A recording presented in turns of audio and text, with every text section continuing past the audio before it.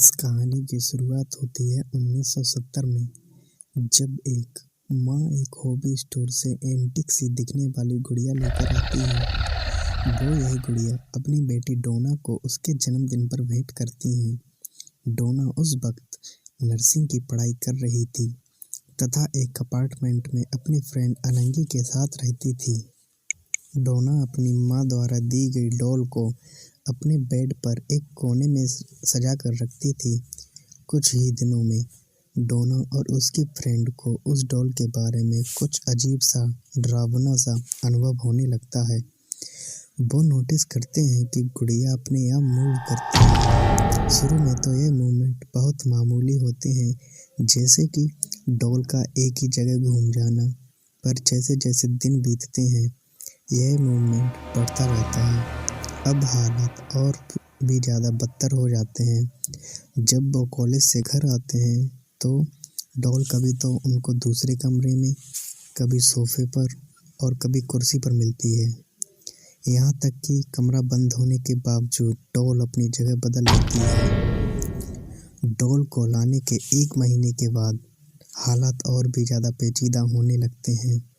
जब उन्हें कमरे में कागज़ पर लिखे संदेश मिलते हैं, कागज़ पर हेल्प मी लिखा हुआ होता है तथा राइटिंग छोटे बच्चे की जैसी थी।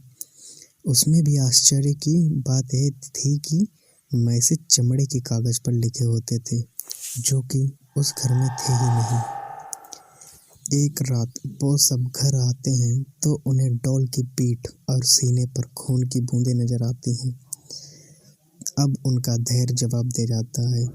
उन्हें लगता है कि इस डॉल में किसी की आत्मा है और वो आत्माओं से बात करने वाले एक इंसान को मदद के लिए बुलाते हैं। वो व्यक्ति उस गुड़िया की आत्मा से बात करके पता लगाता है कि उसमें एक बच्ची एनाबेल की आत्मा है, जो कि अपने बचपन में उसी जगह खेला करती थी जहां आज वो अपार्टमेंट बना हुआ है, और 7 साल की उम्र में उस लड़की की लाश भी उसी जगह मिलती है। वो कहती है कि उसे डोना के साथ अच्छा लगता है और वो उसके साथ ही रहना चाहती है।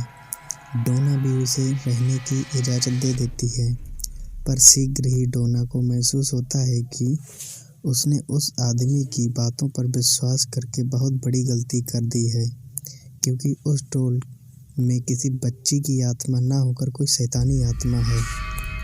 उस घर में उन दोनों के साथ एक लड़का लू भी रहता था, जो कि उस गुड़िया को शुरू से ही पसंद नहीं करता था। उसने डोना को कई बार कहा था कि इस डॉल में बुरी आत्मा है, तुम्हें इसे फेंक देना चाहिए, पर डोना उसकी बात पर ध्यान नहीं देती है। बच्ची की आत्मा से बात करने के कुछ दिन बाद ही एक दिन सुबह उठकर लू ने बताया कि कल रात डॉल ने उसका गला दबाकर मारने की कोशिश की। डोना को लगता है कि लू ने रात को कोई डरावना सपना देख लिया है, लेकिन उस दिन दोपहर को ऐसी घटना घटी जिससे सबके होश उड़ जाते हैं। होता यूं है कि दोपहर को लू और अनंगी बैठकर बातें कर रहे होते हैं, तभी उन्हें डोना के कमरे से भयानक चीखें सुनाई देती हैं।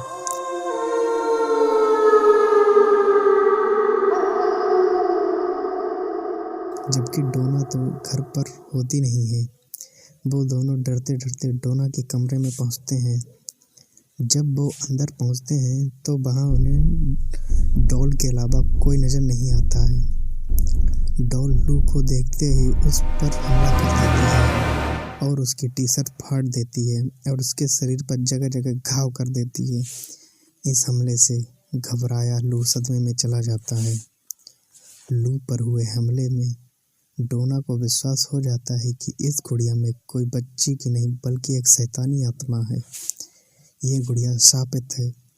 अब डोना मदद के लिए एक बिशप फादर हेगन को से मिलती है। फादर हेगन को यह सब शापित आत्मा का मामला लगता है, इसलिए वो डोना को अपने सीनियर फादर कुक के पास भेज देते हैं, जो कि इन्वेस्टिगेशन के लिए पैरानॉर्मल एक्सपर्ट वॉरेन दंपति को बुलाते हैं।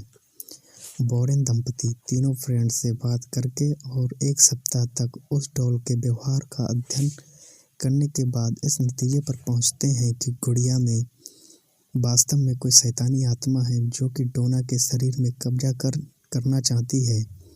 इसकी शुरुआत वो इनका ध्यान अपनी ओर आकर्षित करके करती है।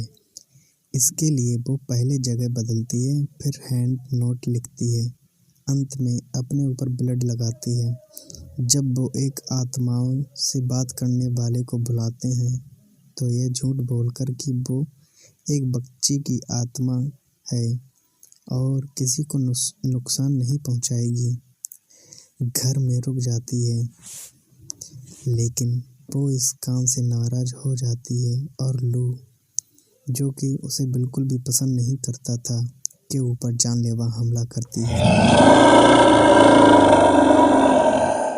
वॉरेन के अनुसार वो आत्मा अब कुछ ही दिनों में डोना के शरीर में कब्जा करने वाली थी। उस घर को शापित आत्मा से मुक्त कराने के लिए वॉरेन फादर कुक द्वारा वहां एक अभिमंत्रित क्रिया करवाते हैं तथा उस शापित गुड़िया को अपने साथ ले जाते हैं। लेकिन शीघ्र ही उसे महसूस होता है कि इस डॉल की शैतानी ताकत बहुत ज़्यादा है, क्योंकि वो जब उस डॉल को अपनी गाड़ी में रखकर रवाना होते हैं तो उस गाड़ी में पावर ब्रेक और स्टीयरिंग मोड पर काम करना बंद कर देते हैं, जिससे कि गाड़ी इधर उधर टकरा जाती है। वो समझ जाते हैं कि ये सब इस डॉल की शैतानी ताकत के कारण हो रहा है। वो अपनी गाड़ी को रोकते हैं और उस गुड़िया पर अभिमंत्रित जल छिड़कते हैं। इसके बाद वो गुड़िया शांत होती है और वॉरेन सकुशल घर पहुंचते हैं। वो इस डॉल को अपने ऑफिस में रख देते हैं। 1-2 दिन बाद ही डॉल की पुरानी हरकतें फिर शुरू हो जाती हैं।